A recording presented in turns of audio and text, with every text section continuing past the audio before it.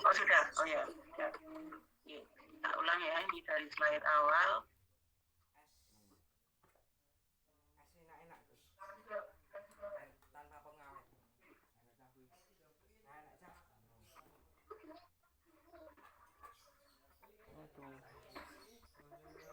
Di landasan filosofis tadi sudah saya jelaskan, ini masuk landasan teoritis, yaitu yang pendidikan berdasarkan dijabarkan menjadi beberapa standar, yaitu standar isi, standar kompetensi lulusan, standar pendidikan, sarpat, dan lain-lainnya demikian. Terkait dengan standar isi, ya. Jadi satu setting kurikulum dari suatu lembaga pendidikan terkait dengan isi itu berarti terkait dengan materi. Artinya dari setting kurikulum materi apa yang harus ada dalam tayangan kurikulum suatu lembaga pendidikan. Kalau kita bicara lebih sempit lagi, misalnya pada mapel fisika, jadi pada fisika SMA, materi-materi apa yang harus ditayangkan di SMA. Kita bisa bicara lebih sempit lagi pada tingkat kelas. Jadi pada kelas 10 itu materi-materi apa yang harus ada. Kelas 11 materinya seperti apa.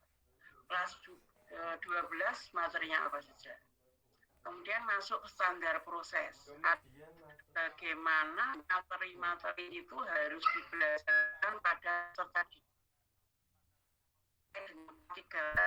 Seperti Anda telah memahami dalam makna strategi, yaitu ada makna standar proses, yaitu terkait dengan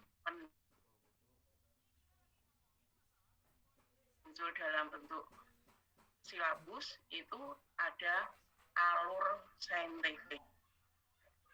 Kemudian ada standar kompetensi lulusan, itu terdeskripsi di dalam rumusan dan kurikulum. Ada standar pendidik dan tenaga kependidikan. Seperti kami perhatikan itu sudah sebagai satu dan profesional. Diakui, artinya untuk dapat menjadi seorang yang profesional memiliki profesi. Dan sekarang dengan sesuatu yang jarang, jadi sekarang itu tuntutannya maksudnya harus didukung dengan jaringan internet dan standar pengelolaan terkait dengan pengelola kepala sekolah, terbentuknya pembiayaan dan standar penilaian pendidikan. Terkait dengan penilaian sekarang ini penilaian itu berbasis, jadi tidak hanya menilai hasil. Makanya kan ada kalau di sekolah yang terjadi ada penilaian tengah semester, kemudian ada penilaian akhir semester, salah satu contohnya. Sebelum penilaian tengah semester, mestinya guru juga dituntut untuk melakukan penilaian proses. Dan pada tiap akhir pokok materi atau akhir submateri, guru juga melakukan penilaian. Kemudian terkait dengan makna kurikulum berbasis kompetensi. Seperti sudah saya jelaskan di awal tadi bahwa target tujuan pendidikan atau tujuan pembelajaran saya ini sekarang ini adalah wujudnya adalah terbentuknya kompetensi. Makna kompetensi ada 3 aspek kemampuan, Anda sudah memahami, yaitu aspek pengetahuan, keterampilan, dan sikap. Landasan teoritis.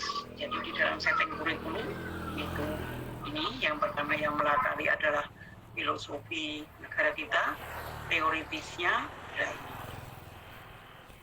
Kemudian ada landasan yuridis, yaitu yang diatur di dalam perundang-undangan. Ada beberapa undang-undang yang melandasi, yang paling tinggi yaitu Undang-Undang Republik Indonesia tahun 45, nomor 20 tahun 2003 tentang Sesdiknas, Undang-Undang nomor 17 tahun 2005 tentang Rencana Pembangunan Jangka Panjang Nasional yang dituangkan dalam dalam rencana pembangunan jangka menengah dan nasional. Kemudian PP nomor 19 tahun 2005 tentang standar nasional pendidikan. Kemudian, ya, saya kira itu. Masuk ke hierarki tujuan pendidikan. Seperti di awal pertemuan kemarin, saya telah menyampaikan bahwa tujuan pendidikan itu bersifat hierarkis. Ini saya tayangkan istilah-istilah yang paling lama.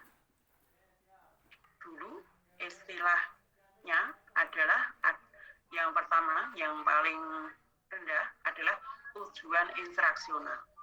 Kemudian ada tujuan kurikuler, ada tujuan institusional, ada tujuan pendidikan nasional dan tujuan nasional. Tujuan instruksional itu pada tingkat apa? Yaitu pada tingkat satu. Ya. Nggak muncul lagi. Halo. Kenapa? Gampang kelihatan. Muncul nggak tayangannya? Iya Bu, slide-nya nggak bergerak, masih di landasan pengembangan kurikulum. Ya, bentar. Tak undur ini lagi ya. Ini maaf, ini karena hujan kali ya. Tempatmu hujan nggak? Nah, tadi tak geser jadi bisa keluar. Sudah? Bergerak? Muncul? Muncul? Hierarki tujuan pendidikan? Belum? Di tempat saya belum Bu. Ya, bentar. Ini hujan nih kali ya. Tempat saya hujan soalnya. Jaringannya tadi remote. Pendidikan nasional, yaitu pada bidang pendidikan yang diatur dalam Undang-Undang Sisdiknas.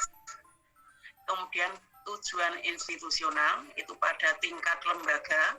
Lembaga itu bisa SMA, SMP, SD, bisa pendidikan tinggi.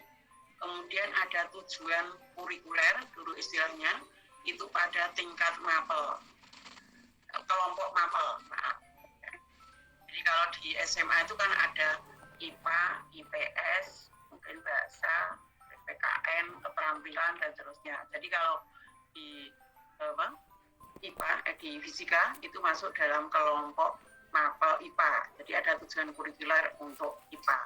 Kemudian ada tujuan instruksional.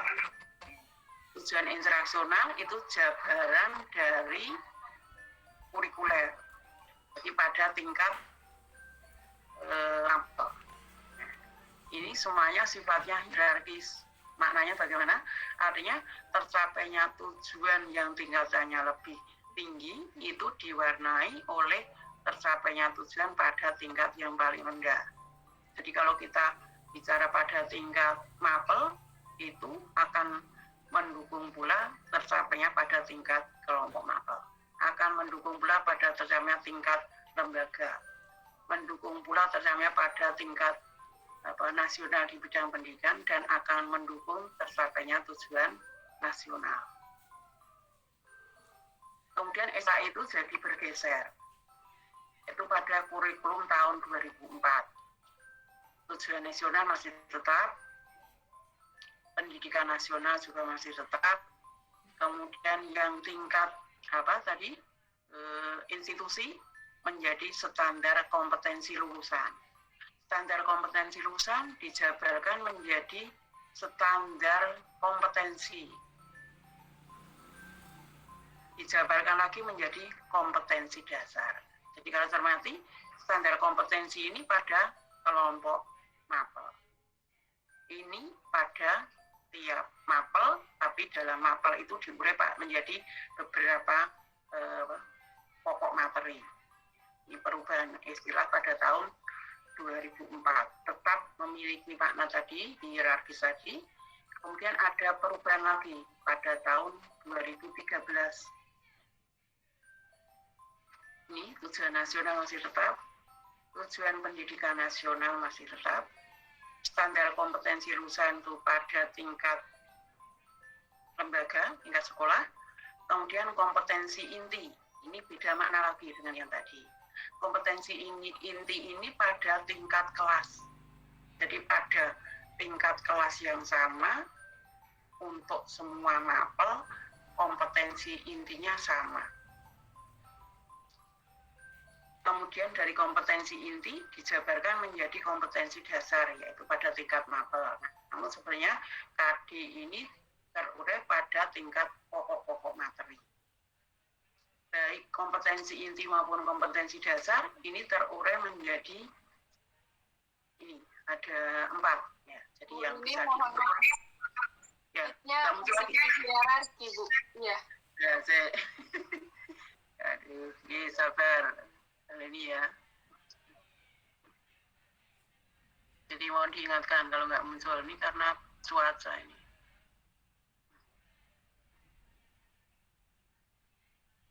Muncul yang 2013.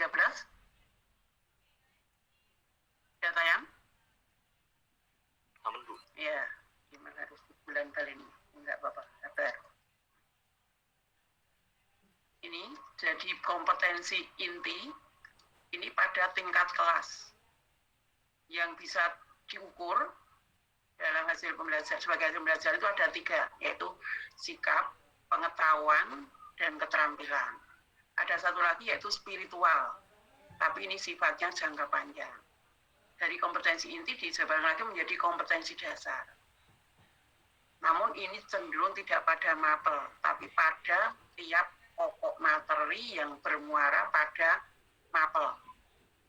Jadi pada kompetensi dasar ini benar juga ada 4 kompetensi, ada 4 aspek: pengetahuan, yaitu spiritual, sikap, pengetahuan, dan keterampilan.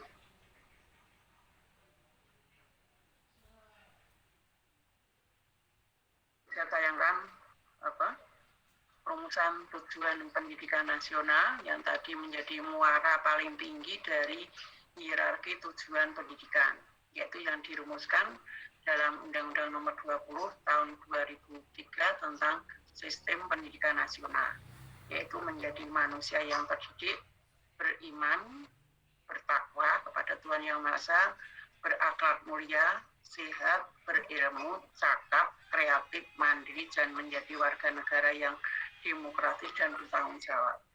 Maknanya apa?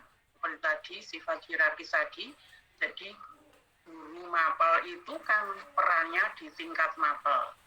Namun, tujuan ini sebenarnya merupakan satu hal yang dipesankan juga lewat pembelajaran di tingkat mapel.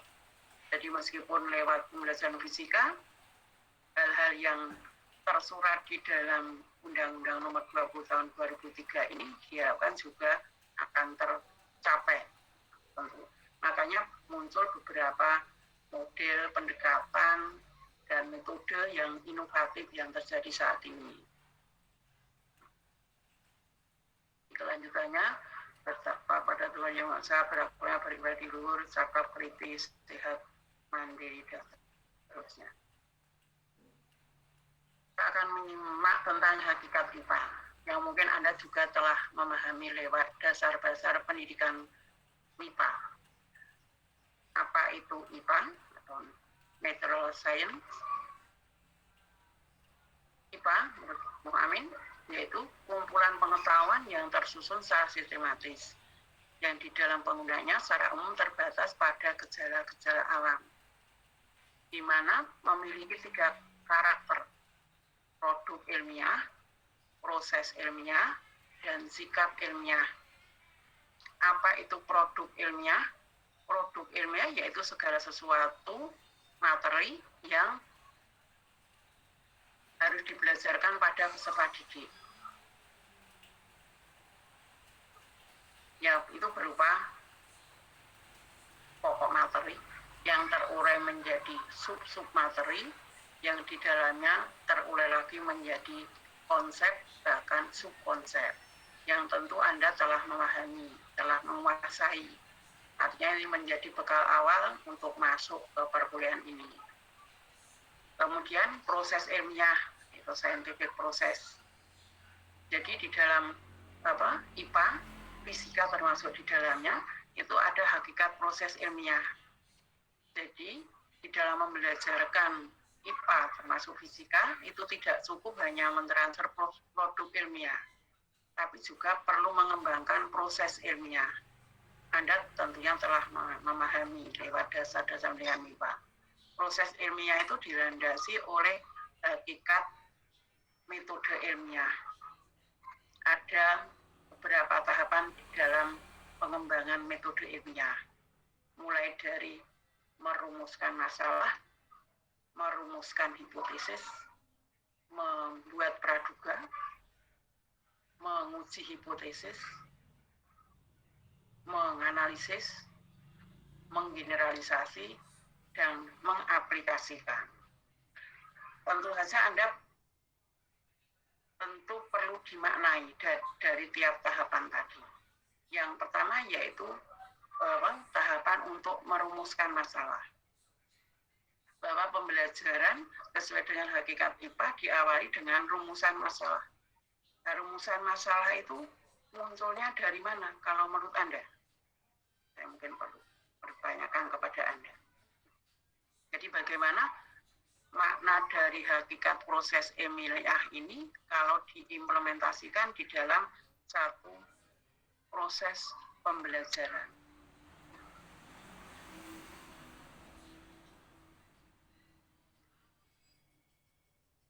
Menurut Anda bagaimana? Rumusan masalah itu munculnya dari mana? Dari identifikasi lingkungan. Identifikasi lingkungan. Yang wujudnya apa? Yang wujudnya berbentuk permasalahan terkait ya gejala fisika mungkin, Bu. Oh ya, gejala-gejala alam yang ada di lingkungan kita. Ya. Tentu saja guru kan harus pandai-pandai untuk menunjukkan gejala alam yang seperti apa yang perlu ditujukan pada didik. Dikala akan membelajarkan satu konsep atau materi tertentu. Kalau kita misalnya mengambil satu contoh, misalnya Anda akan membelajarkan tentang konsep apa yang Anda pilih? GLB, Bu. GLB, ya misalnya konsep tentang gerak lurus beraturan gitu ya. Ya, kira-kira fenomena atau gejala alam yang akan Anda tunjukkan pada peserta didik apa?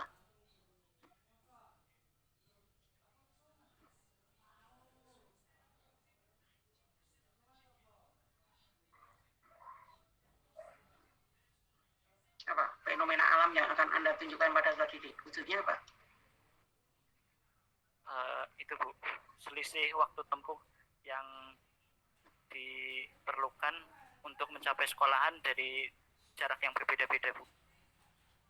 Selisih waktu tempuh, ya mungkin bisa dipersempit lagi ya. Misalnya konsep gerak, itu saja ya. Ya. GLB kan masih luas ya. Fokus saja misalnya konsep tentang gerak. Ya.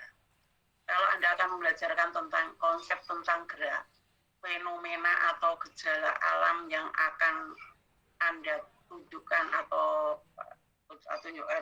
Anda arahkan perhatian siswa pada gejala itu tentang apa? Gerak jatuh bebas mungkin bisa, Bu. Gerak jatuh bebas. Hanya konsep gerak loh. Benda dikatakan bergerak itu apa? Kapan? Ketika berpindah posisi, Bu. Berpindah posisi, ya. Terus fenomena yang akan Anda tunjukkan wujudnya apa? Mendorong balok. Mendorong balok. Ya. Orang jalan, Bu. Orang berjalan, ya. Jadi kira-kira bentuk arahan pertanyaan yang akan Anda sampaikan pada peserta didik wujudnya penyataannya seperti apa? Menggunakan pertanyaan, Bu. Kalimat pertanyaan untuk siswa terkait dengan fenomena tadi. Mungkin pertanyaannya bisa seperti ini, Bu. Gimana? Kenapa ada benda yang diam dan ada benda yang bergerak seperti itu, Bu? Oh, kenapa ada benda yang diam, ada benda yang bergerak gitu? Begitu pertanyaannya? Kan simpel toh, konsepnya kan simpel toh ya, konsep gerak gitu ya. Ya. Ya. Kenapa ada benda baru akan dibelajarkan tentang konsep gerak loh? Ya. Kok sudah tanya kenapa kok ada benda yang diam, ada benda yang bergerak. Mungkin yang lain bisa memberikan masukan? Ini Ki Bu, paling Atau Mas Rosin terus? Mas Fadil. paling itu Bu, ya sederhana. Apa yang kamu ketahui tentang gerak gitu mungkin Bu. Boleh apa yang dimaksud dengan gerak gitu. Oh, apa ya? Setelah melihat contoh tadi, apa yang dimaksud dengan gerak gitu. Oh gitu. Katanya tadi dorong balok. Kok terus tiba-tiba terus tanyanya kok apa yang kamu ketahui tentang gerak? Kira-kira nyambung nggak? Nek, dorong balok tuh tadi kamu? Ya. Dorong balok atau suruh ngamati orang yang berjalan. Kok terus tiba-tiba kok pertanyaannya apa yang kamu ketahui tentang gerak? Nyambung nggak? Nyambung nggak? Ya, enggak sih Bu. Biar nyambung dong, biar nyambung. Iya Mbak Sinta.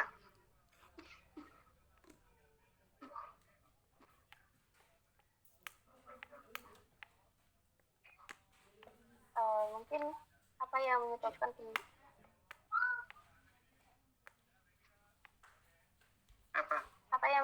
benda dapat berpindah tempat? Oh, apa yang menyebabkan benda apa?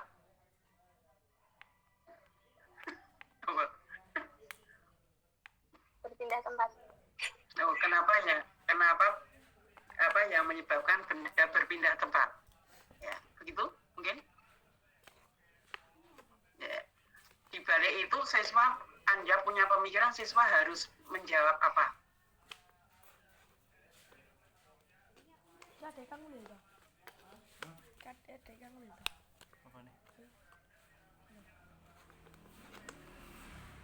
Harus menjawab apa di balik pemikiran itu?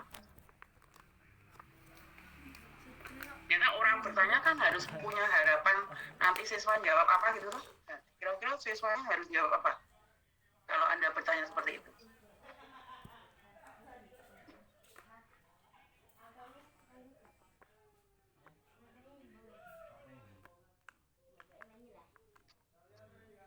Mungkin Mbak Salma. Mbak Siti Salma. Harapan jawaban dari siswanya mungkin ada gaya pendorong yang menyebabkan baloknya bergerak gitu. Jadi Ya. ada gaya. Ya, jadi karena ada gaya yang mendorong gitu ya. Ya. Kenapa kok jawabannya itu? Apa siswa sudah punya pemahaman tentang konsep gaya? Asumsinya.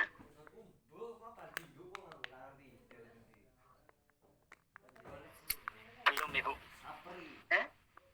Sepertinya belum. Sudah atau belum? Artinya waktu belajarkan tentang konsep gerak, konsep gaya sudah dibelajarkan lebih dulu atau belum? Belum, Bu. Belum, yuk piye?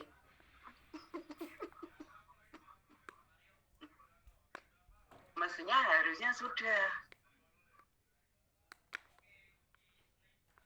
Iya lah. Jadi benda untuk dapat berkah kan harus diberi gaya toh. Ya. Jadi harus paham dulu konsep apa? Gaya. Nah, gitu. Makanya kan setelah apa? Merumuskan masalah kan ada apa? Kalau dalam metode ilmiah setelah rumusan masalah apa? Rumusan apa? Hipotesis, ya toh? Hipotesis itu kan jawaban sementara dari masalah atau praduga. Orang bisa menjawab masalah itu harus punya landasan, punya konsep-konsep awal. Salah satu konsep awal yang mendukung pada pembelajaran konsep tentang gerak, ya konsep gaya. Jadi harus paham dulu gaya itu apa. Apa efek gaya jika dilakukan atau pengaruh gaya jika gaya itu dilakukan pada benda. Salah satunya yaitu apa? Bukan menyebabkan tadi benda bergerak, menyebabkan benda berubah posisi. Tapi kan tidak hanya itu efek gaya terhadap benda. Efek yang lain apa kalau gaya dikerjakan pada benda?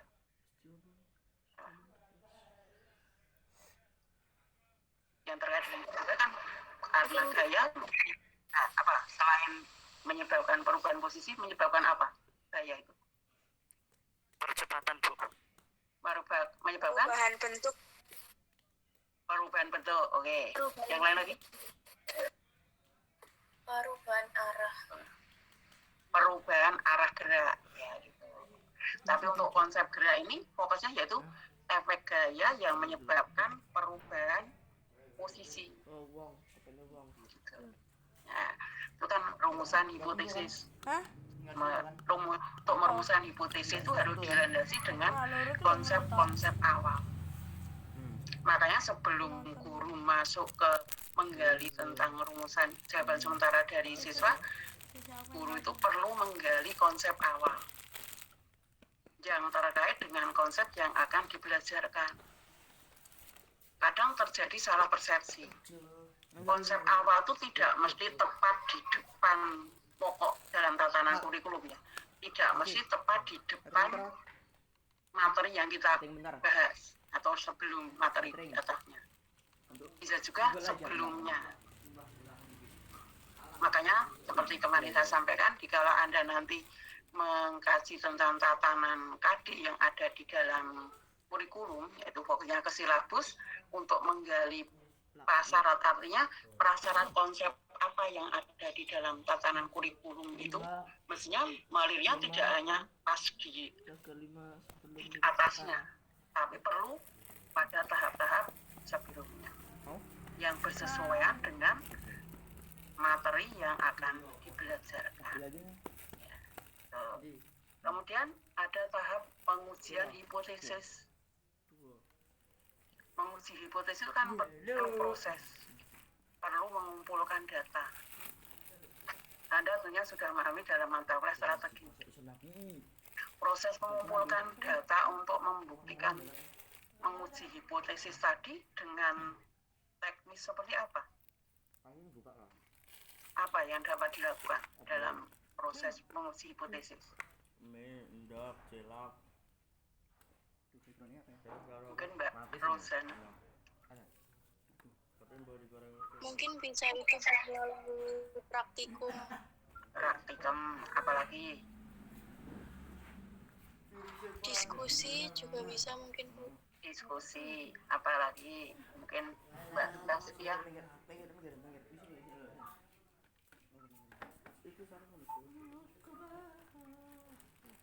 Praktikum, diskusi, apalagi? Studi literatur, Bu. Studi literatur, apalagi? Apa? Mencari Literasi yang ada ya, sama kayak jawabannya Sally Rosin tadi. oh ya, literatur. Ada lagi? Membagikan kuesioner. Oh, membagikan kuesioner ya. Kuesioner tentang apa ya?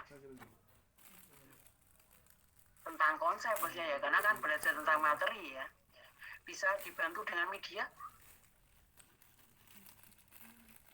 tayang, bisa?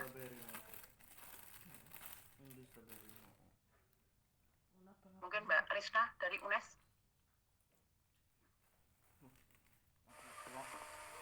Bisa enggak dibantu? Bisa dibantu dengan media tayang? Nah, contohnya apa media tayang yang dapat digunakan? Seperti mungkin aplikasi tracker begitu Ibu, untuk melihat simulasi gerak. Simulasi. Selain itu ada lagi?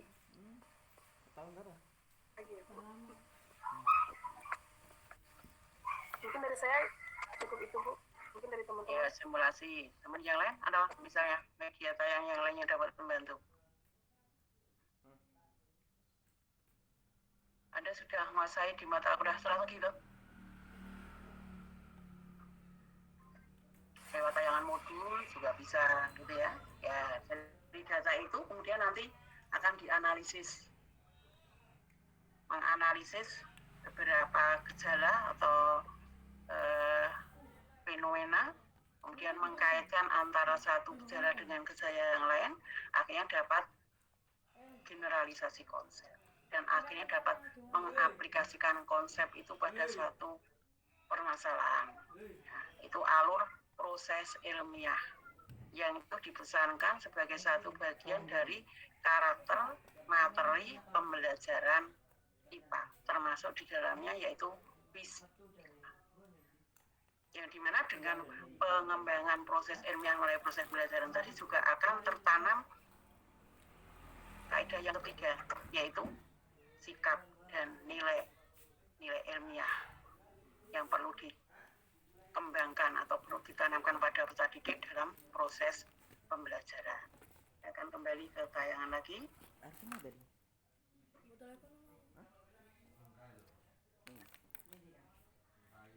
Lali.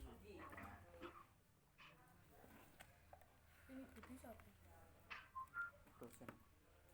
Satu. 1000 ya.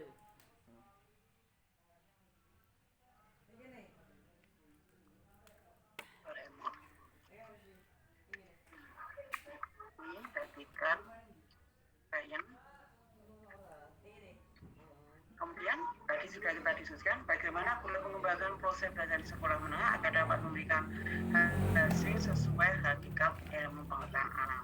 Sudah kita diskusikan melalui proses ilmiah itulah kita akan dapat menanamkan nilai-nilai atau hakikat yang dipesankan dalam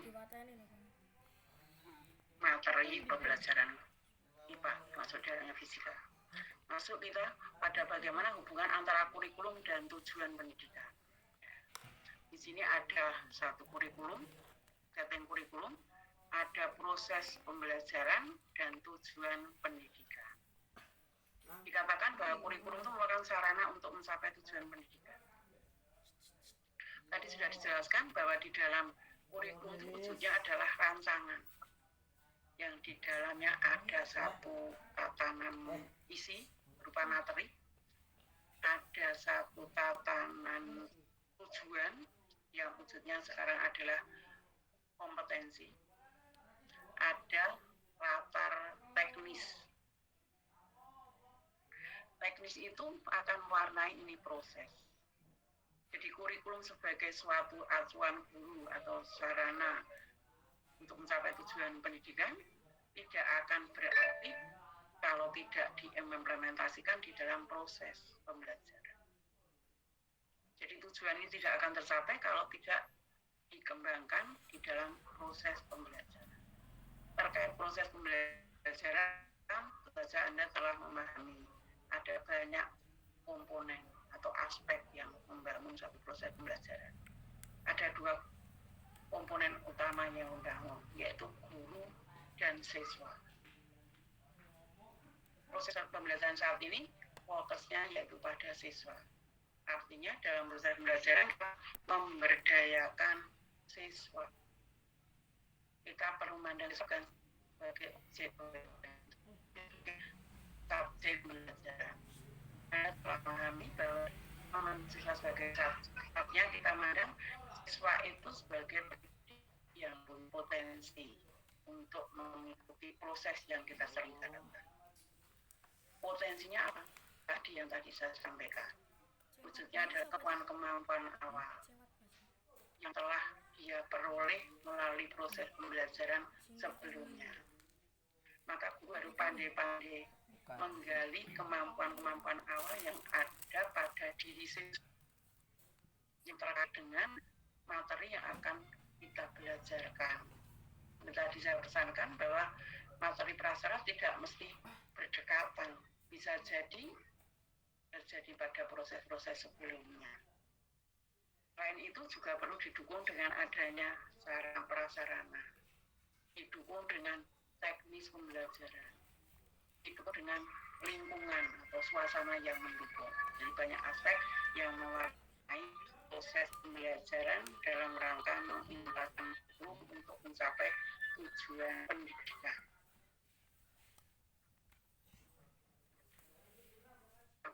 Pembelajaran ada dua fungsi utama, fungsi instruksional Dan yang kedua, fungsi pembentukan fungsional, yaitu berperan sebagai wahana untuk mencapai tujuan-tujuan instruksional.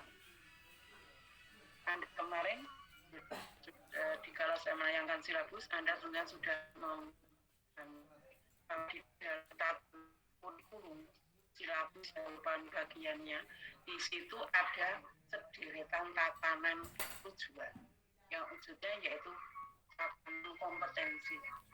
Misalnya kelas 10 yang pertama itu kompetensi tentang apa, kedua tentang apa, ketiga tentang apa, dan seterusnya. Kelas 11 beda lagi, kelas 12 beda lagi.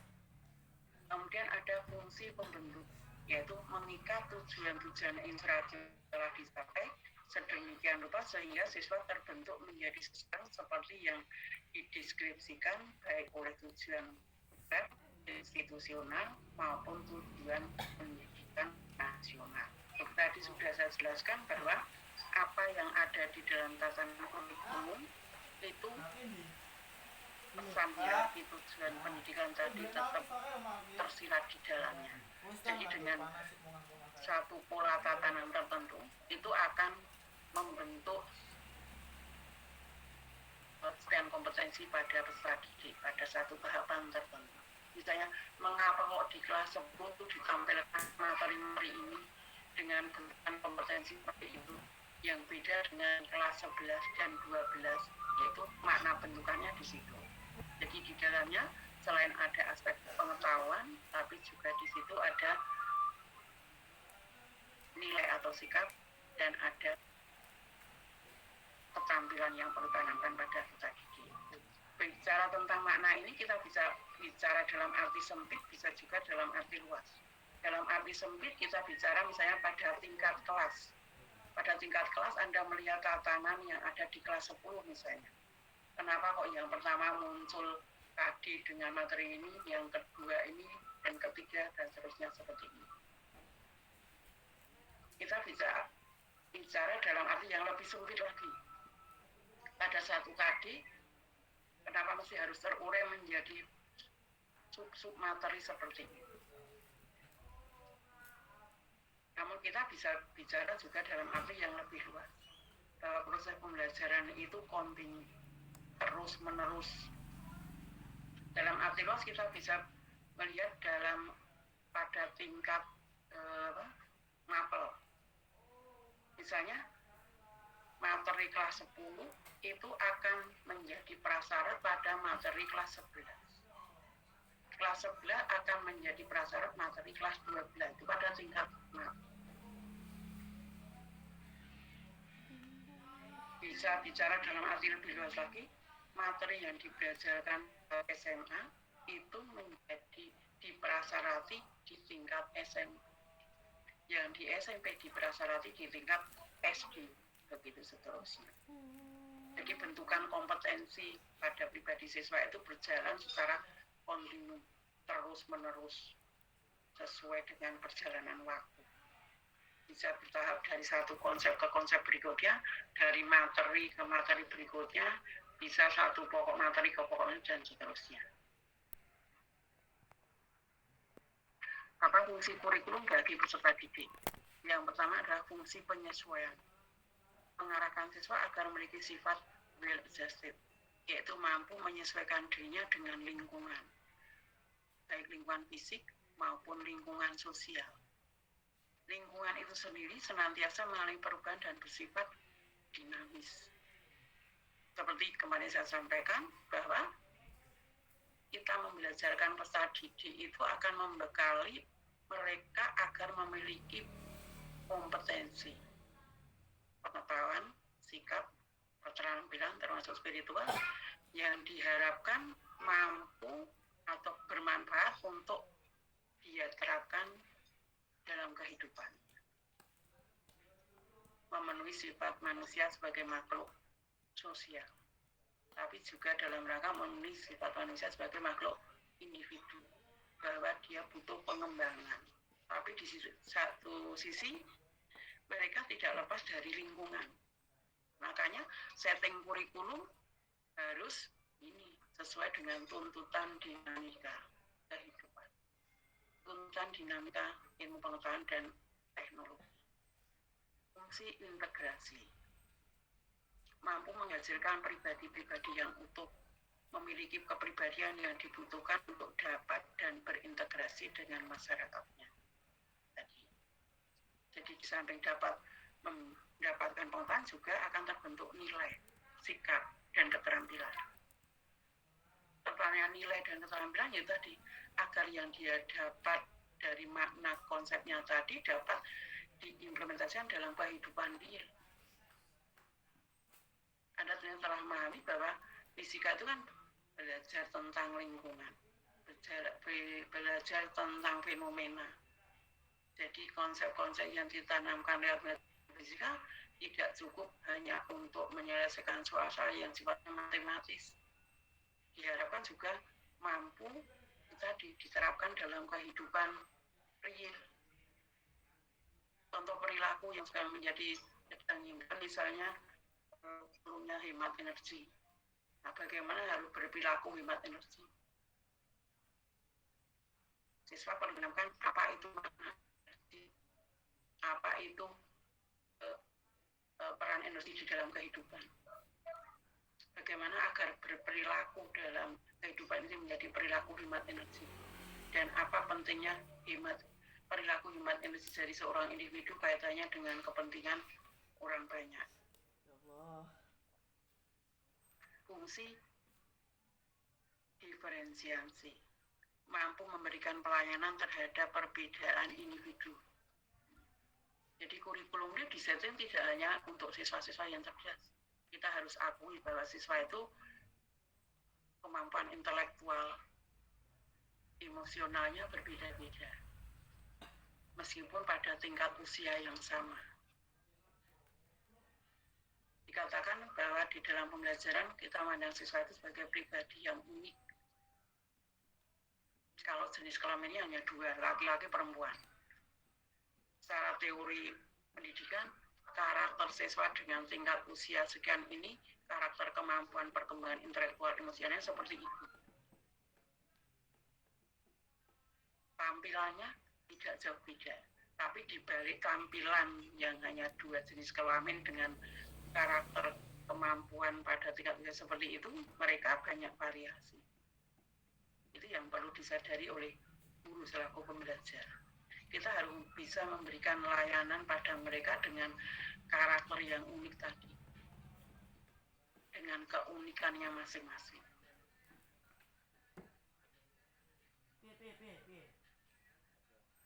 Fungsi pemilihan mampu memberikan kesempatan pada siswa untuk memilih program-program belajar yang sesuai dengan kemampuan dan minatnya.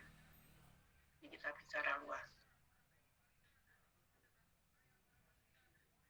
Misalnya di SMA ada jurusan IPA dan IPS.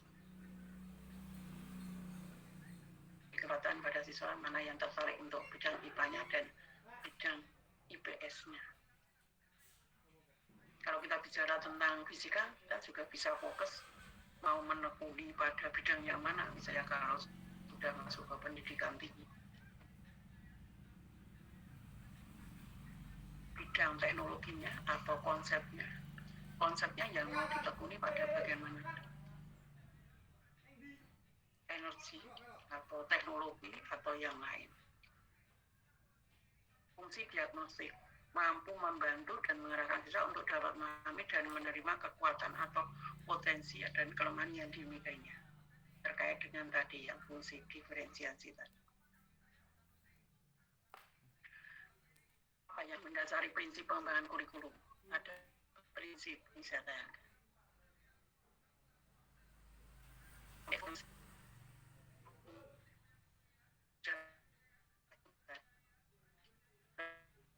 Anak untuk mencapai tujuan di dalam pembelajaran tadi kompetensinya ada berarti tata negara dalam kurikulum benar-benar bisa mengarahkan satu proses pembelajaran, akhirnya siswa dapat mencapai target tujuan, yang maksudnya yaitu bentukan kompetensi. Prinsip relevansi, kesesuaian, proporsional, sesuai dengan tingkat perkembangan intelektual, emosional peserta didik. Jadi kalau untuk tingkat SMA, materi yang harus dibelajarkan itu apa saja? Sampai sejauh mana materi harus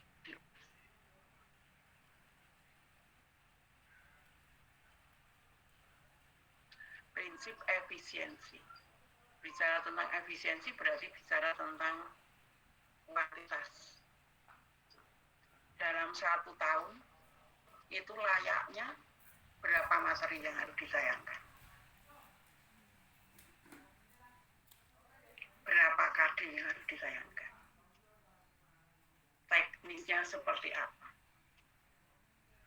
Yang tentu saja terkait dengan prinsip efektivitas, yaitu yang bicara tentang kualitas.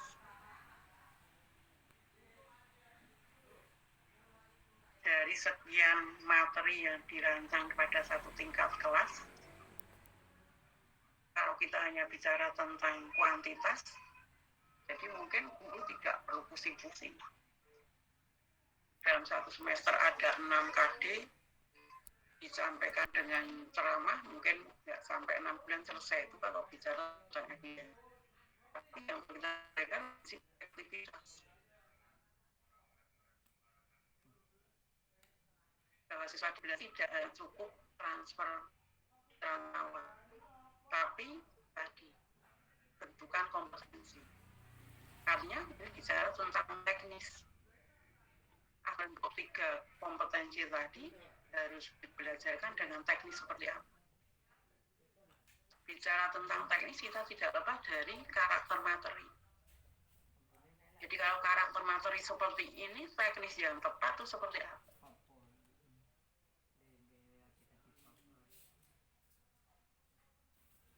Yang berikutnya yaitu prinsip fleksibilitas. Fleksibel. Kurikulum itu kan disetting pada tingkat nasional.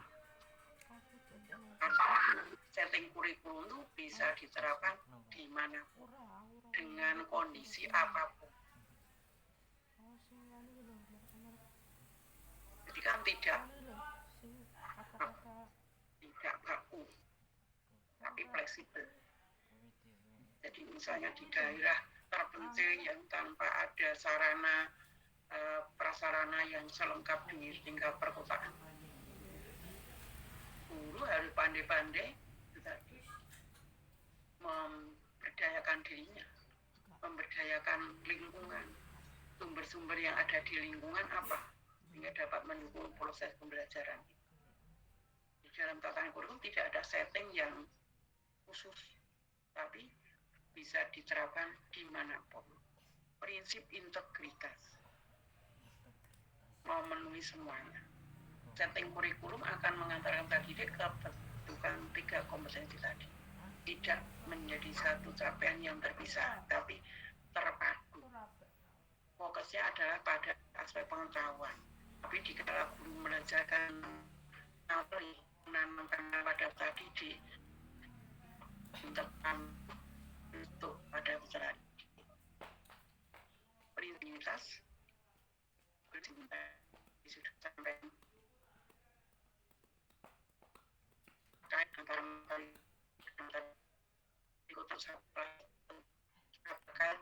materi antar tingkat kelas, bisa juga terkait antar tingkat sekolah.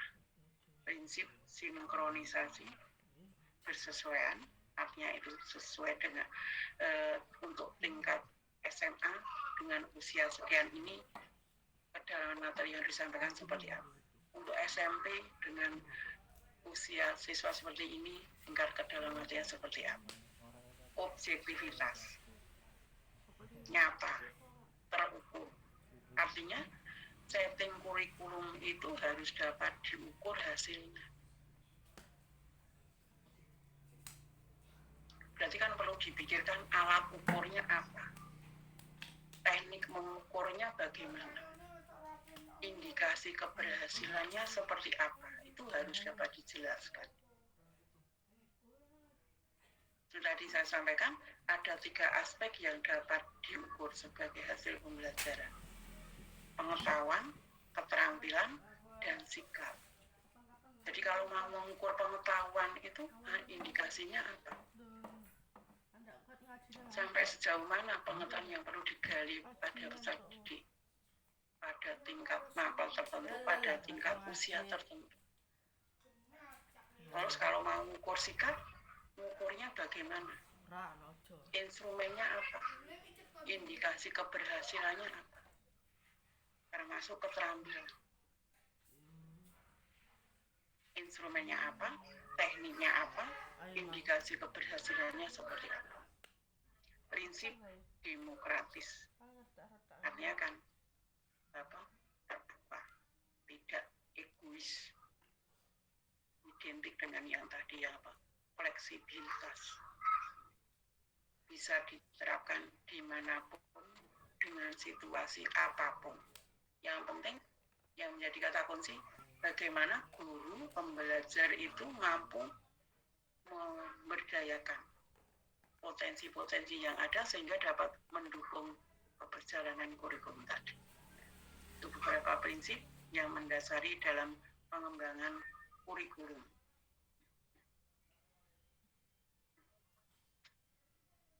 Peranan pengembangan kurikulum.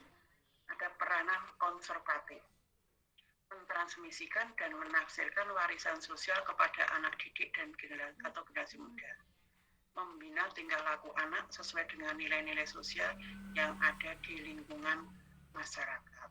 Jadi, fokusnya adalah pada aspek pengetahuan, tapi nilai-nilai, pola tingkah laku, sikap, perilaku juga perlu kita tanamkan pada peserta didik. Peranan kritis sebagai alat untuk mengevaluasi kebudayaan yang ada. Peranan kreatif, menciptakan dan menyusun sesuatu yang baru sesuai dengan kebutuhan masa sekarang dan masa datang dalam masyarakat. Mengembangkan potensi yang ada, menciptakan pembelajaran, pengalaman, pola pikir, berkemampuan, keterampilan yang baru, yang bermanfaat bagi masyarakat. Kritis, mengevaluasi kebudayaan, termasuk kaitannya dengan pengembangan terjadinya perkembangan iptek. Kreatif, tadi tiap saat harus dinamis, mengikuti pola tuntutan dinamika masyarakat. Makanya tiap saat selalu ada teknologi maupun temuan-temuan baru maupun pendapat para ahli yang baru terkait dengan pendekatan, model maupun metode pembelajaran yang kekinian. Divisi pengembangan kurikulum yang dirumuskan dalam BSNP yaitu berpusat pada potensi perkembangan kebutuhan dan kompetensi didik dan lingkungan, beragam, terpadu, tanggap terhadap perkembangan iptek dan seni, menyeluruh, berkesinambungan, belajar seimbang antara kepentingan nasional dan kepentingan daerah. Hakikat struktur Mohon maaf, slide-nya nggak gerak lagi. Oh, nggak gerak lagi? Ya, bentar. Saya dulu.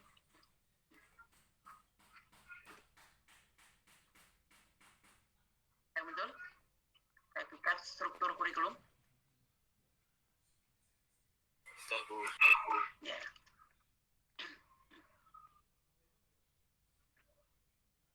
Menggambarkan konseptualisasi konten kurikulum dalam bentuk mapel, posisi konten atau mapel dalam kurikulum, distribusi konten atau mapel dalam semester atau tahun, beban belajar untuk mapel, dan beban belajar per minggu untuk setiap peserta didik.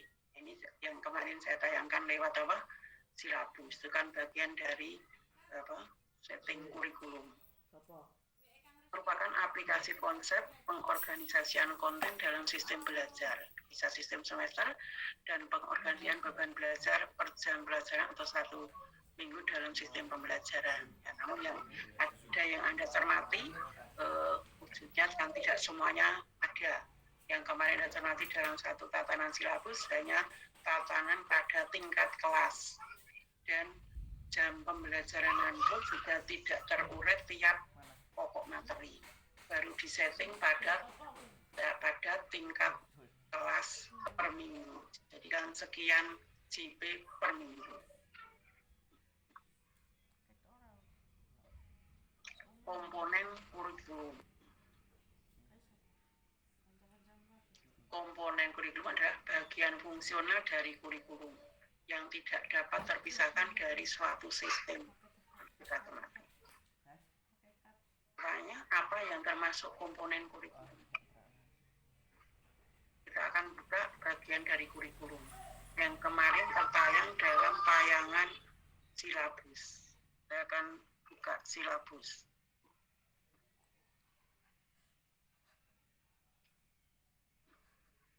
Apa komponen yang ada di dalam silabus itu? Silabus apa ya? Apa nih? Silabus. Silabus ki rencana PP nggak sih? Menurut Anda, Oh, ini potongan silabus yang kayak KD, dari KI loh ya. tayangan ini, apa yang ada di dalam silabus ini yang merupakan bagian dari kurikulum? Oh, yang ada kompetensi Mungkin dasar, bagian atas dulu. materi. Apa yang ada di situ? Oh, iya. Waktu, Bu. Waktu. Apa lagi?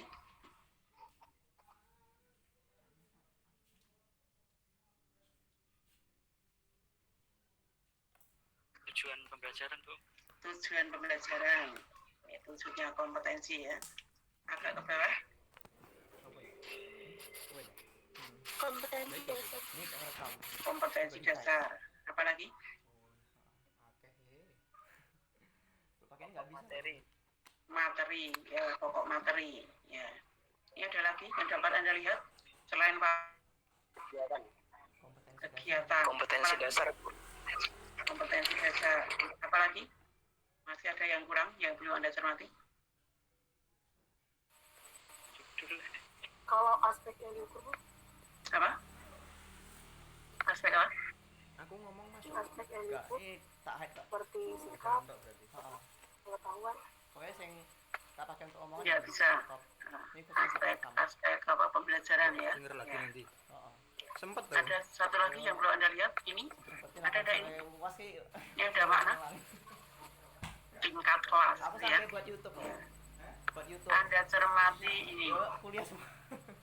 Jadi matkul tuh playlist semua. Lengkap. Ini tentang awal, hah? Oh, oh. Tidak bisa. Mungkin tak person. Terlalu kecil. Mungkin ada lagi yang dapat Anda cermati. Apa ya? Apa ya? Waktu, tingkat kelas, tujuan yaitu kompetensi, ya. Materi, apalagi?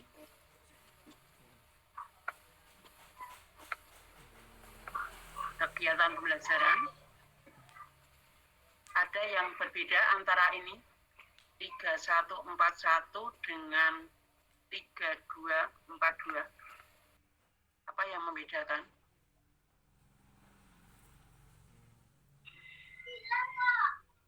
Materinya, Bu. Materinya, selain materinya,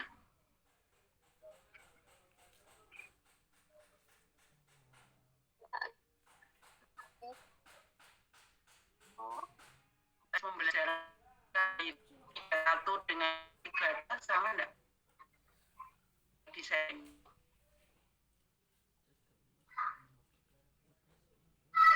Teknisnya dapat dicermati di rumusan mana?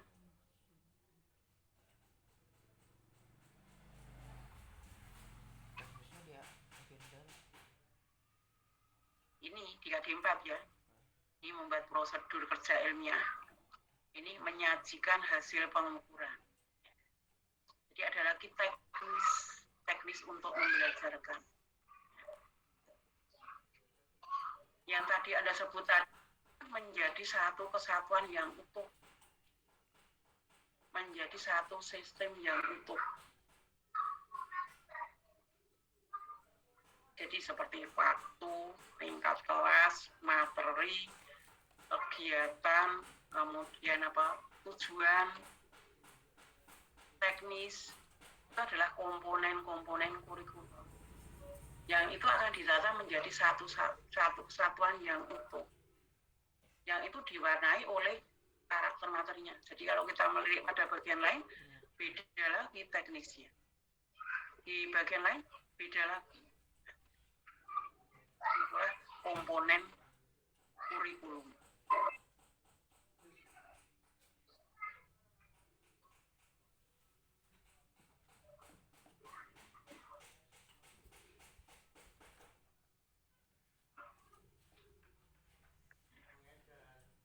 Jadi tentang termasuk komponen kurikulum, ya tadi cermati apa yang ada di dalam tatanan kurikulum.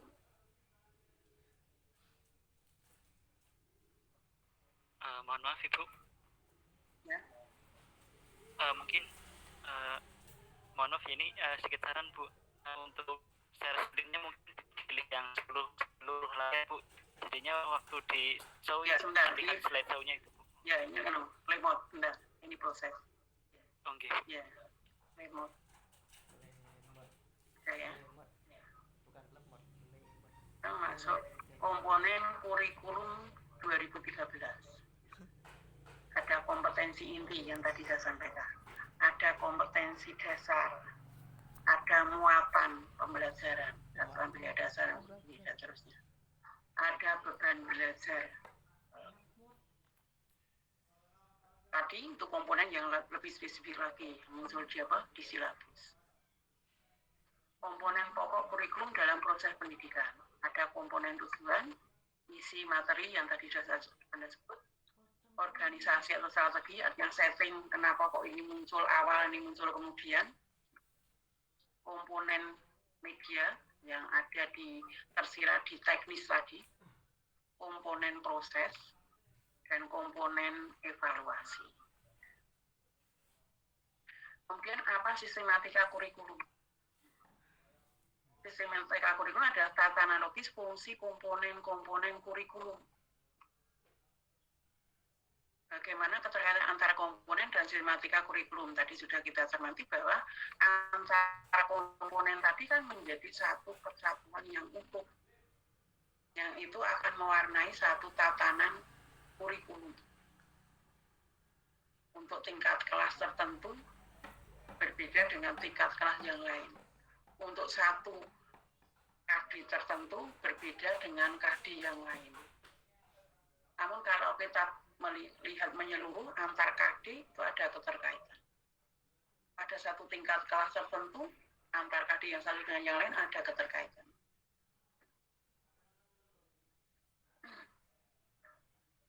Bisa sayangkan apa yang digariskan dalam PSNP tentang prinsip pelaksanaan kurikulum. Didasarkan pada potensi perkembangan dan kondisi didik, menguasai kompetensi yang berguna bagi diri. Dilaksanakan dengan menegakkan 5 pilar belajar. Belajar untuk beriman, bertakwa pada Tuhan Yang Maha Kuasa.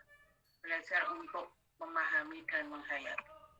Belajar untuk mampu, hidup bersama, dan belajar untuk membangun dan menemukan jati diri melalui proses pembelajaran yang aktif, kreatif, efektif, dan menyenangkan. Tadi sudah saya jelaskan bahwa dengan setting kurikulum membentuk pribadi yang utuh, memenuhi kebutuhan individu, tapi juga memenuhi kebutuhan sosial. Dan individu kaitannya dengan pengembangan diri, tapi juga tidak lepas kaitannya dengan keberadaan sebagai makhluk Tuhan.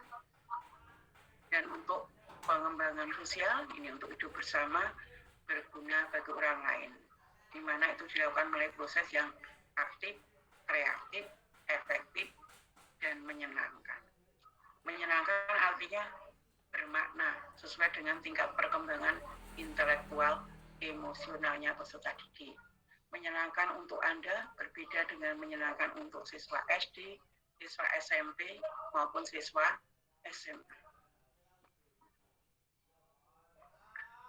Memungkinkan bagi dia mendapat pelayanan yang bersifat perbaikan, pengayaan, dan atau percepatan sesuai dengan potensi, tahap perkembangan, dan kondisi tadi dengan tetap memperhatikan keterpaduan pengembangan pribadi terdidik yang berdimensi ketuhanan, keindividuan, sosial, dan moral.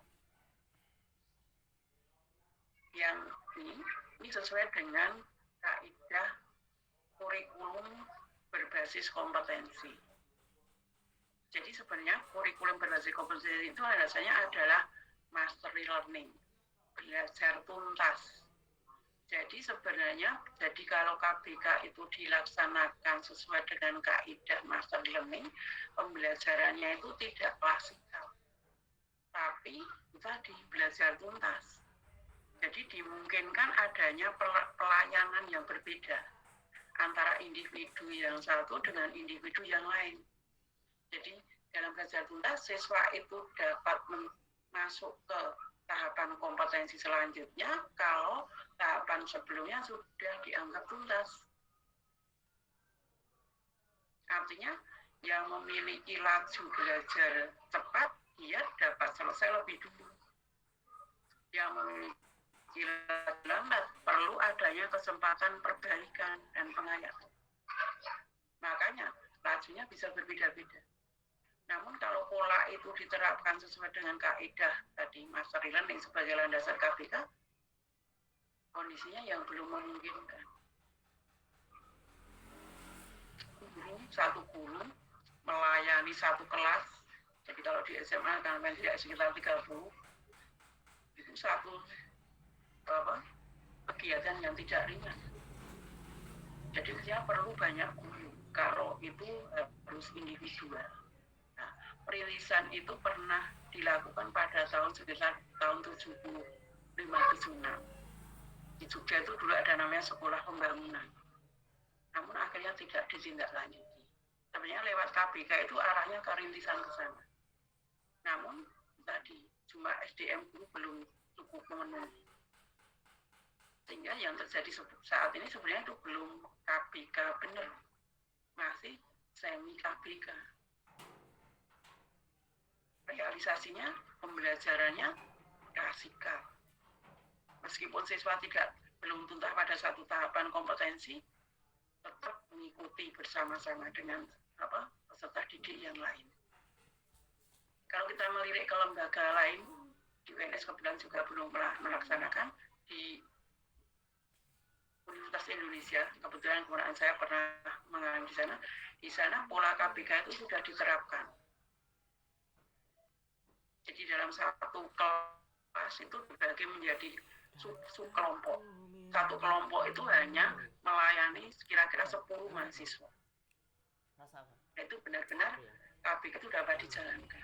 Namun lembaga kita sendiri di prodi kita ini juga belum KBK benar, masih semi tadi. Ini konsep KBK yang sebenarnya proses belajarnya sebenarnya tidak klasikal, tapi individual. Dilaksanakan dalam suasana hubungan peserta didik dan pendidik yang saling menerima dan menghargai, akrab, terbuka, hangat dengan prinsip tuturi handayani. Anda tentunya telah memahami makna tuturi handayani. Ada 3 kaidah: ing ngarsa sun tulodo, ing madya mangun karsa, tuturi handayani. Ing ngarsa sun tulodo, kita di depan sebagai contoh, sebagai teladan. Guru adalah pembelajar, harus bisa memberikan menjadi acuan, menjadi teladan bagi peserta didiknya. Ing madya mangun karso, dalam proses siswa itu perlu pendampingan. Jadi peran guru adalah mendampingi, mengarahkan, tapi tidak mesti harus didampingi. Saat tuturi handayani, mereka perlu dilepas agar mereka mengembangkan potensi-potensi dirinya, sehingga tadi menjadi kreatif, kritis, dan seterusnya yang dipesankan oleh BSNP bisa tercapai. Jadi beri kesempatan untuk pada tadi kita itu untuk mengembangkan diri sesuai dengan potensi-potensi yang dimilikinya. dilaksanakan dengan menggunakan pendekatan multi-strategi, multimedia, sumber, teknologi yang memadai, memanfaatkan lingkungan sekitar sebagai sumber belajar. Ini Anda sudah kuasai lewat mata kuliah strategi pembelajaran. Jadi nggak mungkin kita akan menerapkan triloginya Ki Hadiwantoro tadi hanya dengan satu teknik pembelajaran. Kita harus memvariasi strategi pembelajaran kita, medianya, alurnya, modelnya, pendekatannya, perlu adanya variasi. Dengan mendayagunakan kondisi alam, sosial budaya, kekayaan daerah untuk keberhasilan pendidikan dengan muatan seluruh bagian kajian secara optimal. Mencakup seluruh komponen kompetensi MAPEL, muatan luka dan pengembangan diri, sedangkan dalam keseimbangan, keterkaitan dan keseimbangan yang cocok dan baik antara kelas dan jenis serta jenjang pendidikan. Ini bicara untuk kurikulum dalam arti luas, makanya ada istilah muatan lokal. Jadi di dalam suatu tatanan kurikulum itu kan ada mapel yang sifatnya muatan lokal, yaitu yang diwarnai oleh satu wilayah atau daerah tertentu. Contohnya kalau di Solo ini ada misalnya mata pelajaran untuk membatik, misalnya. Kemudian di kurikulum di pendidikan tinggi ada muatan lokalnya, contohnya kalau di Solo yaitu ada jurusan bahasa daerah. Dulu pernah dihapus, pernah ditutup jurusan bahasa Jawa itu. Akhirnya dibuka lagi karena itu menjadi ciri untuk wilayah Solo. Lalu Anda akan berpikir, nah kalau muatan lokal untuk tingkat mapel terus wujudnya apa? Kan harus diwarnai itu. Sebenarnya maknanya apa kok perlu memunculkan muatan lokal? Anda tentunya masih ingat, ada model pembelajaran kontekstual. Makna pembelajaran kontekstual itu kan guru membelajarkan sesuai dengan konteksnya. Implementasi realnya seperti apa? Gampangnya, tunjukkan contoh-contoh atau fenomena-fenomena itu yang berdekatan dengan keseharian siswa.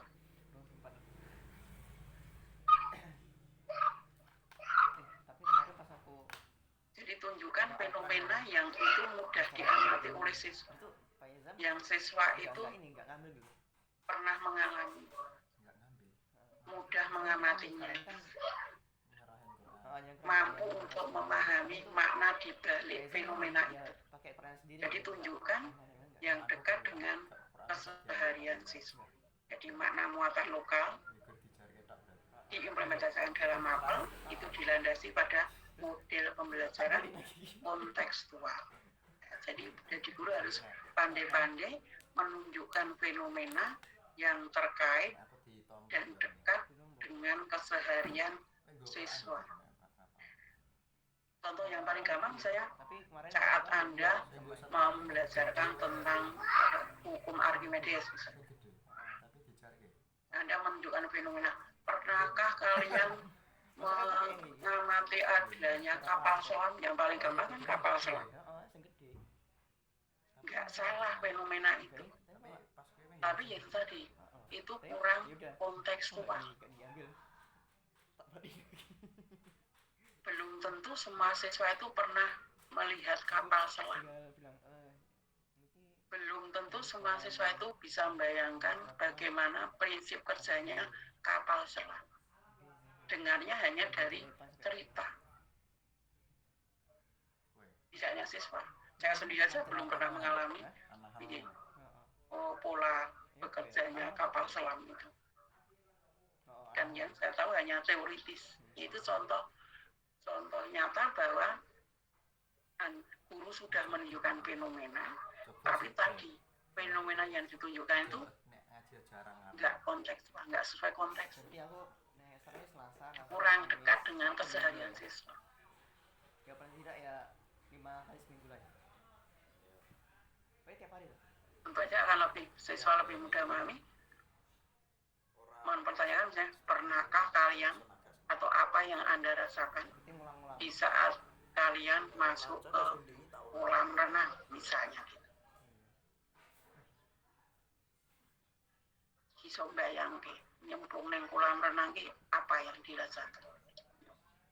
Itu lebih kontekstual daripada menunjukkan tadi fenomena kapal selam. Bagaimana perkembangan model pengembangan kurikulum? Ini beberapa model dari pengembangan kurikulum dari waktu ke waktu. Yang dulu kurikulum itu paling sederhana dikembangkan. Model yang pertama hanya dilandasi pada 2 pertanyaan fundamental. Mengapa saya mengajarkan mapel ini? Dan bagaimana saya mengetahui keberhasilan saya dalam mengajarkan mapel ini? Sehingga tatanan kurikulum itu simpel sekali. Di dalamnya hanya ada misi, materi pembelajaran, dan evaluasi. Jadi tatanan isinya apa? Materinya berupa apa saja? Dan yang dievaluasi apa? Itu model yang paling sederhana, yang paling kuno. Muncul model yang kedua, didasarkan asas pertanyaan yang mengarah sebagai berikut. Yang pertama, mengapa saya mengajarkan mapel ini dengan cara atau metode tertentu? Dan bagaimana saya harus mengorganisir isi atau materi pelajaran itu? Akhirnya muncul tatanan ini. Jadi ada isi, materi, evaluasinya tadi masih muncul, tapi perlu dipikirkan tatanan materinya seperti apa, cara atau metode membelajarkannya seperti apa. Jadi kalau fokusnya hanya materi, berarti kan targetnya hanya konten. Yang penting tersampaikan materi. Tapi tadi belum dipikirkan bagaimana sistematika untuk penyampaian materi tadi. Makanya perlu ditata pada tadi tingkat kelasnya seperti apa. Bisa juga dipercaya pada tingkat semesternya seperti apa. Keterkaitan antara materi yang satu dengan yang lain bagaimana. Dan perlu dipikirkan teknisnya, cara atau metode membelajarkannya. Ini sudah lebih sempurna dari model yang pertama tadi. Model yang ketiga yaitu memikirkan perlunya 2 pertanyaan berikut untuk menyempurnakan model yang kedua. Buku-buku wajib dan buku bacaan apakah yang harus digunakan dalam mapel ini? Alat atau media pengajaran manakah yang sangat membantu dalam mapel ini?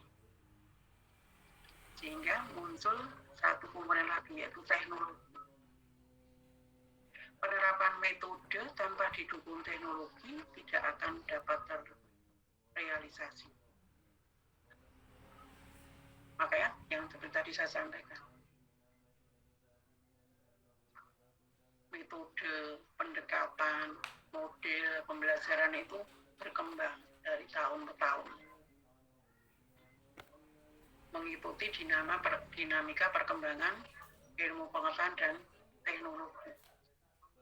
Jadi kalau dulu, seperti pernah saya sampaikan, saat kurikulum belum KBK berbasis konten, karena targetnya hanya materi atau konsep atau pengetahuan, makanya metode yang muncul ya hanya ceramah tanya jawab.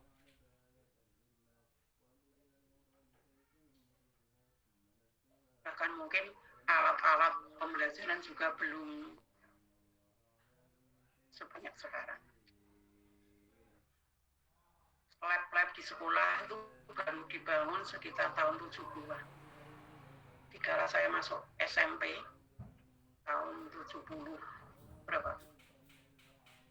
Tahun 70 itu saya masuk SMP, itu baru mulai dibangun lab.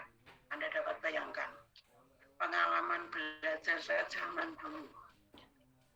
Buku-buku nggak ada. sebanyak sekarang. Jadi istilahnya kalau orang Jawa, jadi kita itu bisa melunsur pakai buku kakak sendiri yang usianya sudah puluhan tahun, jadi bahkan warnanya sudah berubah dari putih menjadi coklat. Jadi belajarnya kita hanya informatik, praktek kan nggak ada. Karena sekitar tahun 70-an itu baru mulai dibangun lab. Jadi waktu saya belajar di SMP belum pernah mengalami praktikum di lab.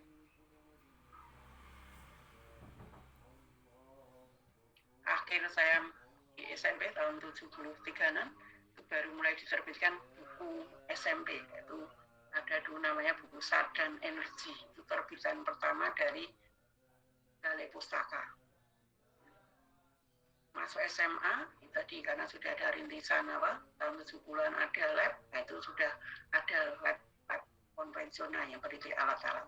Itu pun juga belum diberdayakan, artinya belum optimal untuk diterapkan di dalam pembelajaran. Buku juga sudah mulai ada dulu istilahnya judulnya yaitu Energi Gelombang Modern. Itu terbitan dari Balai Pustaka. Itu alat-alat yang ada waktu itu yaitu alat-alat yang konvensional. Namun terkait dengan teknologi, Anda dapat mengamati bahwa teknologi saat ini sudah berkembang begitu pesat. Bahkan tuntutannya yaitu teknologi yang sifatnya daring. Makanya tuntutan keprofesionalan guru untuk saat ini dan masa datang berbeda dengan zaman lalu. Dari tahun ke tahun selalu ada pengembangan tuntutan.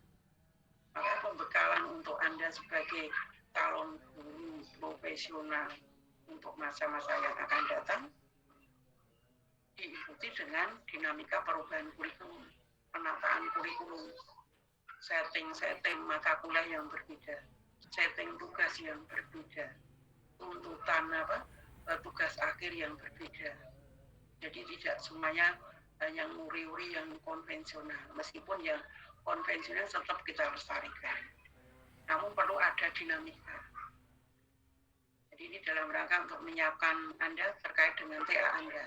Anda dapat melirik dari karya-karya kakak tingkat Anda. Jadi yang dulu konvensional sekarang sudah dapat dipadu dengan TI.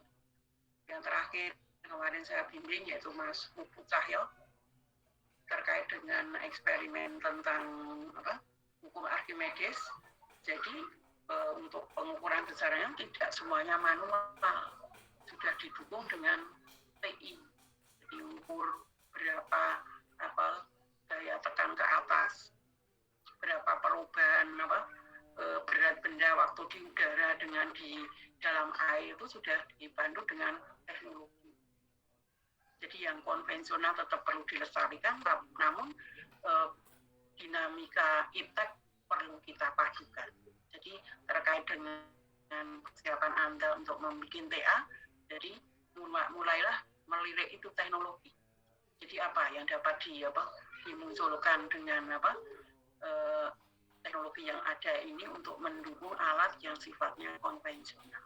Ya, tadi salah satu contohnya yang di karya dari kakak tingkat Anda yaitu Mas Puput Cahyo kemarin itu untuk hukum Archimedes, dia memadu dengan sensor yang dapat mengukur tadi perbedaan berat benda waktu di udara dengan di dalam air, kemudian gaya tekan ke arahnya seperti apa.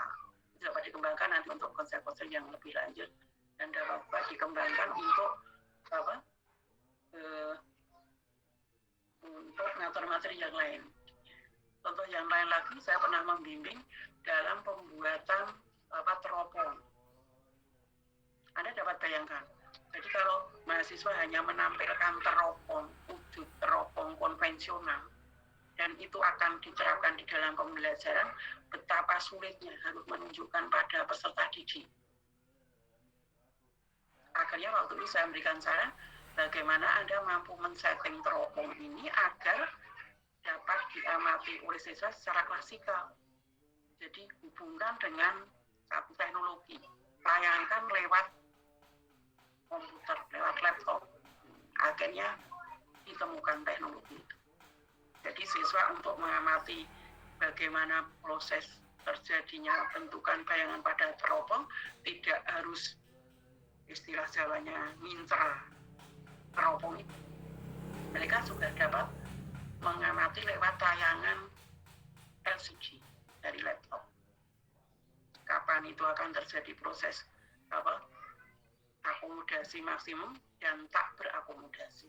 Akhirnya dapat dibelajarkan prinsip kerja teropong itu secara menyeluruh dengan dibantu teknologi.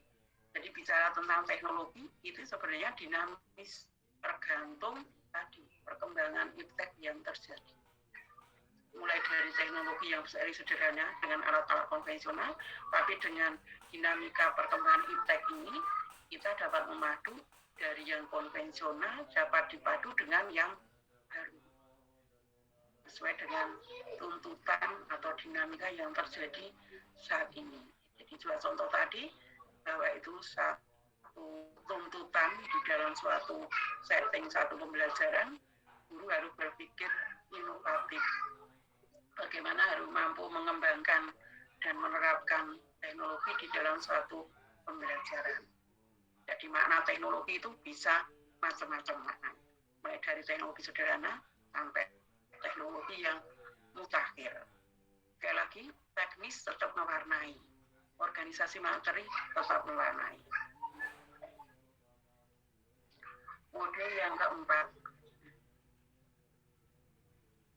ditambah dengan satu pertanyaan lagi. Apakah yang saya harapkan dari para siswa dan yang harus dapat mereka lakukan sebagai hasil pembelajaran saya? Jadi tidak semata-mata hanya fokus pada bagaimana membelajarkannya, tapi hasil yang didapat dari peserta didik itu apa?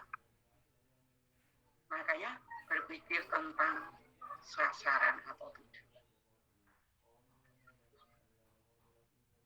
Jadi target membelajarkan itu seperti apa? Bicara tentang tujuan, ini juga maknanya luas.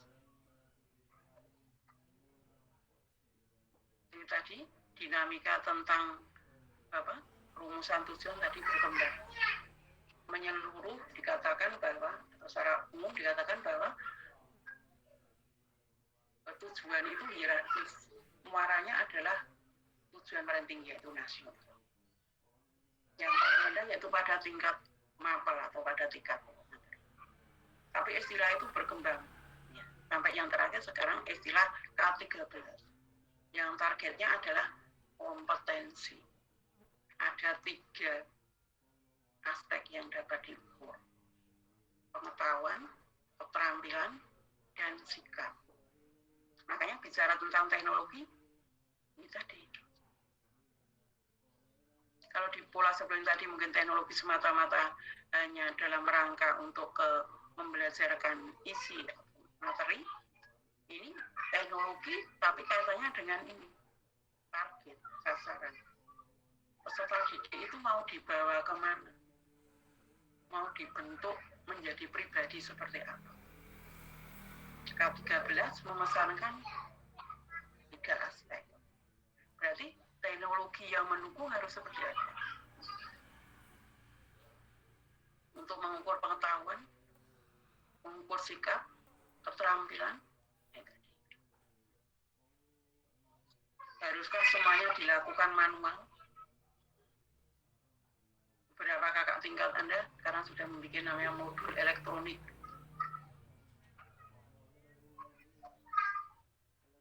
Yang memadu antara tayangan media yang berbasis TI disetting menjadi satu setting modul yang sifatnya elektronik. Dalam modul elektronik ini dapat dikembangkan teknologi, dapat diterapkan teknologi. Banyak teknologi yang dapat diaplikasikan. Bisa teknologi kaitannya dengan teknis membelajarkan, bisa pula dikaitkan dengan teknologi bagaimana guru akan mengevaluasi hasil pembelajaran siswa. Jadi yang semula dilaksanakan secara manual lewat lembar instrumen tes dapat ditayangkan lewat tayangan modul. Tayangan dari bagian modul. Ini sangat mendukung pembelajaran yang terkait dengan kondisi saat ini yang berbasis daring. Saya tuh selalu punya pasukan tiap tahun. Pasukan apa? Pasukan TA. Saya gandeng beberapa mahasiswa untuk membuat karya. Akhir-akhir ini yang saya kembangkan yaitu modul elektronik. Termasuk kaitannya dengan teknologi yang terkait dengan evaluasi tadi. Guru kan punya tanggung jawab untuk melakukan evaluasi pada tidak hanya pada aspek pengetahuan. Yang tertayang di dalam modul elektronik itu pada umumnya masih berupa tayangan untuk evaluasi untuk aspek pengetahuan. Perlu dipikirkan bagaimana dengan tayangan media yang bisa menggali untuk aspek yang non-pengetahuan tadi. Menyangkut hal-hal yang sifatnya non-pengetahuan atau non-kognitif. Bisa sikap, bisa keterampilan, bisa bentuk non-kognitif yang lain. Jadi itu dapat disetting melalui suatu tayangan yang berbasis TI juga. Jadi ada software yang dapat mendukung untuk ke arah tayangan itu. Jadi saya mulai merintis mahasiswa, menggandeng beberapa mahasiswa untuk men-setting suatu tayangan media dalam rangka mengevaluasi. Sudah saya sampaikan dalam pelaksanaan KBK itu evaluasi itu sifatnya evaluasi proses. Jadi setiap tahapan pembelajaran itu perlu dilakukan evaluasi. Dengan pola daring seperti ini yang menjadi warna pembelajaran saat ini akan lebih praktis kalau itu ditayangkan dalam suatu tayangan media yang berbasis TI. Makanya saya tahun ini mulai gandeng lagi pasukan untuk membuat media evaluasi, tapi basisnya TI, tidak manual. Jadi bisa mengukur aspek-aspek yang non-kognitif, namun dapat dilaksanakan lewat daring. Nah, ini menjadi tantangan untuk Anda ke depan. Anda sekarang kan semester berapa? 4, paling tidak setahun lagi, paling tidak satu semester lagi harus mulai berpikir tentang TA. Jadi ciptakan karya-karya yang mengikuti dinamika perkembangan iptek saat ini. Jadi bicara tentang ya, nggak muncul lagi? Halo? Ini waktu kuliahnya sudah habis. Oh ya, kan sampai 14. Oh ya, maaf ya. Ya, tinggal yang terakhir. Ya. Sekarang ini pertanyaan ini, manakah model kurikulum yang dikembangkan saat ini? Apa yang mendirikannya? Bagaimana rumusannya? Dan ini nanti yang akan saya sampaikan lewat tugas 1. Jadi belum perlu Anda kerjakan untuk minggu depan. Jadi ini nanti saya tayangkan di tugas 1 setelah materi tayang kedua minggu depan. Ya.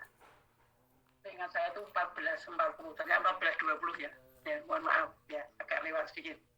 Ya, saya kira itu yang perlu saya sampaikan hari ini. Nggak terasa waktu telah berakhir.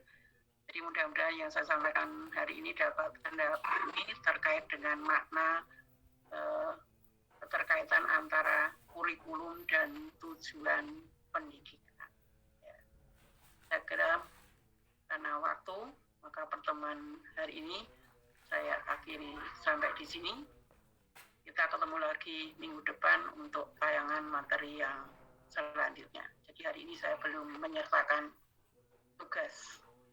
Kita akhiri sampai di sini. Mudah-mudahan tetap semangat. Saya akhiri. Assalamualaikum warahmatullahi wabarakatuh. Waalaikumsalam. Waalaikumsalam. warahmatullahi wabarakatuh. Waalaikumsalam warahmatullahi wabarakatuh. Terima kasih Bu.